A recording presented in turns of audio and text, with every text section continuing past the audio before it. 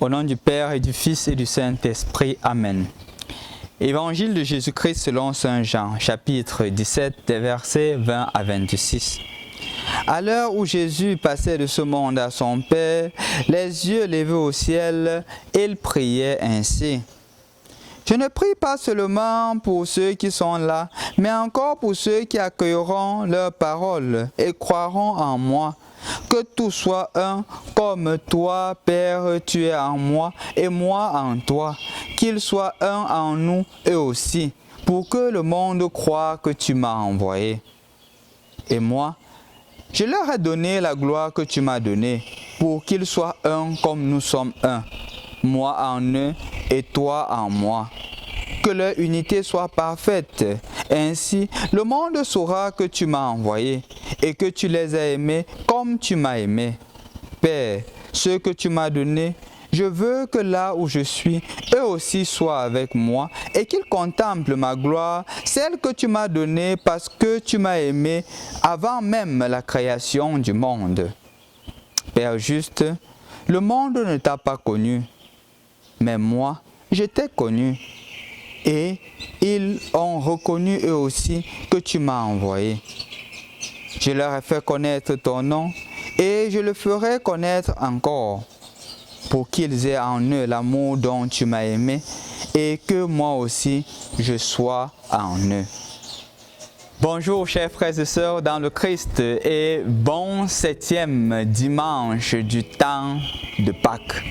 En effet, c'est le dernier dimanche qui, d'une certaine manière, continue l'action pascale. Parce que dimanche prochain, nous allons conclure le dimanche, la Pâque, avec la descente de l'Esprit Saint sur les apôtres et justement l'envoi en mission qui nous fera entrer dans le temps ordinaire.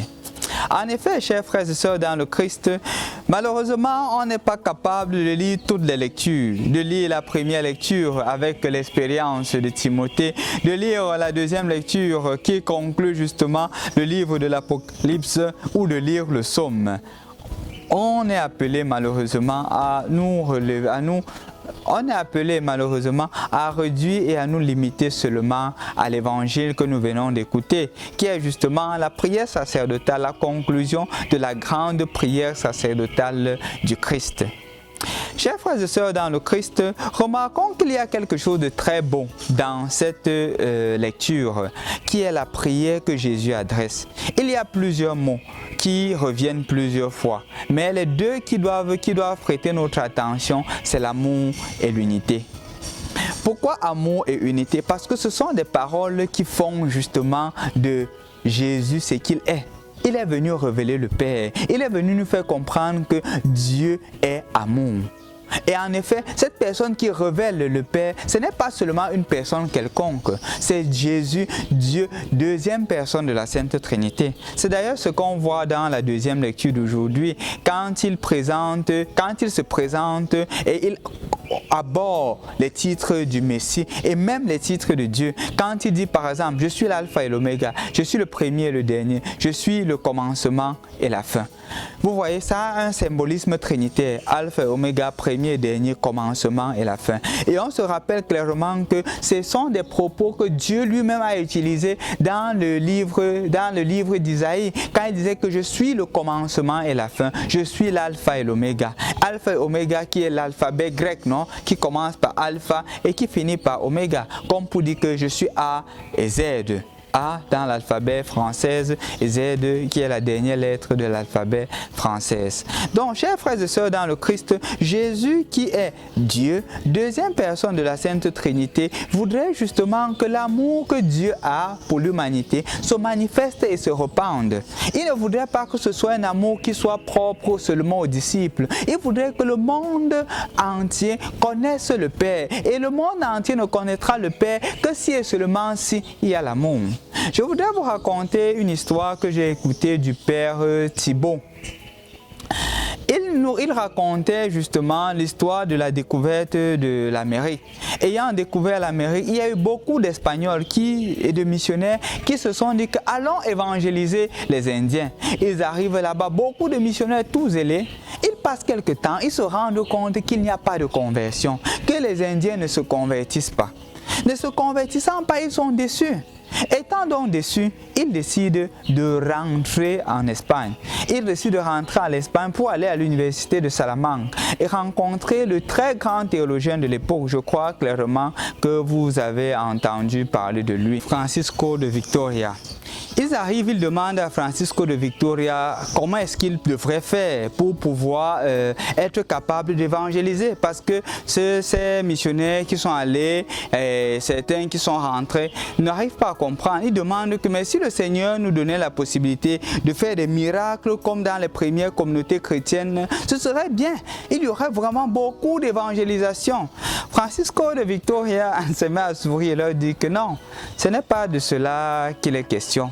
Généralement, la majorité des désordres qui ont eu, c'est parce qu'il y a eu justement des miracles.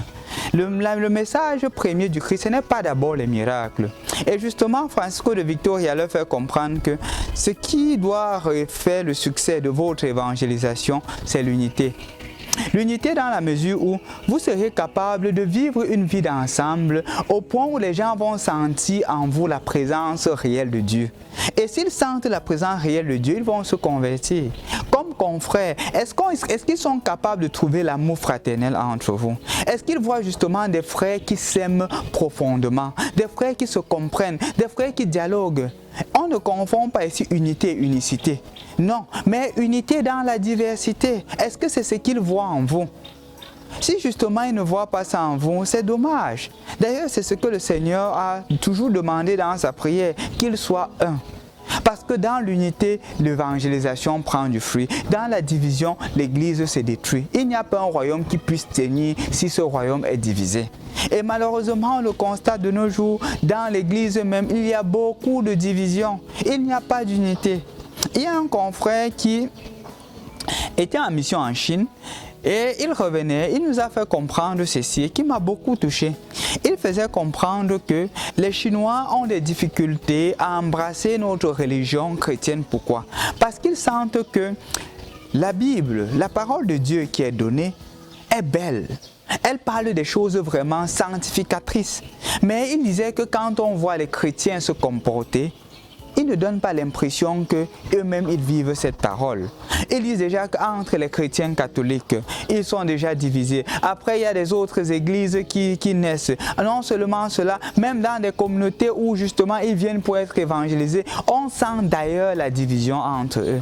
Et dans cette division-là, l'évangélisation n'a pas de place. L'évangélisation aura des difficultés à avancer parce que justement, ceux qui apportent l'évangile ne sont pas en eux-mêmes pleinement convaincus. Je crois, chers frères et sœurs dans le Christ, que la prière que Jésus adresse à ses disciples ou ses disciples et qu'il adresse aujourd'hui pour nous doit nous toucher au plus profond de nos cœurs. Nous devrions justement œuvrer à travailler pour l'unité, à être unis entre nous comme des frères et des sœurs et à ne pas toujours être là en train de se discuter, de bagarrer pour des futilités. Je crois qu'aujourd'hui, Timothée devient davantage, plus que jamais, un modèle pour tous. Regardez clairement que dans la condamnation de Timothée, on retrouve le prototype du Christ. Premièrement, dans les argumentaires. Deuxièmement, dans la conviction quand il dit que je vois le Fils de l'homme siéger debout à la droite du Père. Au milieu des difficultés, au milieu de la souffrance, il a le regard fixé sur l'objectif. Il ne se décourage pas. Il continue à affirmer sa foi. Et plus encore, Jésus sur la croix dit, Père, pardonne-leur quand ils ne savent pas ce qu'ils font. Timothée dit, Seigneur, ne leur compte pas ce péché. C'est en cela qu'on devient justement disciple du Christ. Quand on est capable de faire tuer en nous notre ego et on cherche justement l'unité, que ce ne soit pas l'intérêt personnel qui prime, mais la volonté de Dieu qui prime. L'Église aujourd'hui a besoin de cela. L'Église a besoin de personnes capables de témoigner. Et un des moyens à travers lesquels on peut davantage œuvrer dans l'unité, c'est à travers le mot charité. Caritas, qui veut dire aussi amour. Pourquoi à travers la charité? Chers frères et sœurs dans le Christ, on peut avoir des divergences sur plusieurs choses. On peut ne pas s'entendre sur plusieurs choses. Mais sur l'aspect de l'amour, on devrait être unis. Je voudrais vous raconter une histoire de la première communauté chrétienne qui, dans les 3 premiers siècles, ils sont passés des milliers à 15 millions. Et justement, il y a deux grands événements qui ont montré ce soubassement ou ce passage-là. C'est en 165, lorsqu'il y a eu la variole, et aussi en 255, si j'ai bonne mémoire, lorsqu'il y a eu la peste. Lorsqu'il y a eu la peste, l'attitude des païens qui étaient à Rome était de se replier chacun chez soi. C'était le chacun s'assoit, Dieu le pousse. Chacun pour soi, Dieu pour tous. Chacun prenait ses distances et il y avait la division. Différente de la communauté chrétienne. Dans la communauté chrétienne, les chrétiens s'engageaient à aider la personne. Les chrétiens acceptaient de courir le risque de trouver des moyens pour donner la guérison à la personne qui était justement tombée malade, qui avait eu la peste, qui avait eu la variole. Et c'était en cela que justement les païens commençaient à s'interroger disant que mais quelle est cette nouvelle religion? Quelle est cette religion où justement quand la personne est malade, c'est la communauté qui prend soin de lui. La charité est communautaire, chacun prend le problème comme le sien et on s'assiste la personne. Et c'est ainsi que, à travers leur spécificité de la charité, leur spécificité de l'accompagnement, leur spécificité de l'attention, les gens se sont mis à dire que non, je veux aussi devenir chrétien. Je veux aussi être à la suite du Christ parce que dans cette religion, on trouve quelque chose de spécifique. Beaucoup d'entre nous, chers frères et sœurs dans le Christ, ont perdu cela dans l'Église catholique. Beaucoup d'entre nous ne trouvent plus cela dans l'Église catholique. Et je crois que la prière que Jésus adresse aujourd'hui, c'est une prière aussi qui t'est adressée. Travaille pour l'unité. Travaille justement pour l'unité dans ta communauté religieuse. Travaille pour l'unité dans ta paroisse. Travaille pour l'unité à travers les œuvres concrètes que tu fais. Et ainsi, tu définiras davantage le Seigneur comme l'alpha et l'oméga de ta vie. Parce qu'il te dit qu'il est l'alpha. Ça veut dire qu'en toute décision, il doit avoir la primauté. Le commencement de ta décision doit prendre sa source en Dieu. Et la fin de ta décision doit trouver son acheminement en Dieu. Et je suis convaincu que si tu agis ainsi, si nous agissons ainsi, le monde d'aujourd'hui devient justement un monde centré davantage sur Dieu. Je voudrais donc prier pour toi aujourd'hui et je voudrais prier pour notre église. Je te demande aussi de prier en ce troisième jour de la neuvaine qui parle de l'Esprit Saint qui nourrit en nous la compassion pour la veuve et l'orphelin.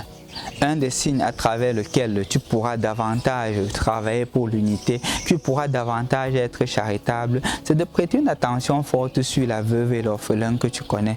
Sur cette personne-là qui n'a plus de père, qui n'a plus de papa, sur cette personne-là qui n'a plus de maman, sur cette veuve-là qui n'a plus de soutien. En cela, tu travailleras davantage pour l'unité. Bon 7e dimanche du temps de Pâques. Au nom du Père et du Fils et du Saint-Esprit. Amen.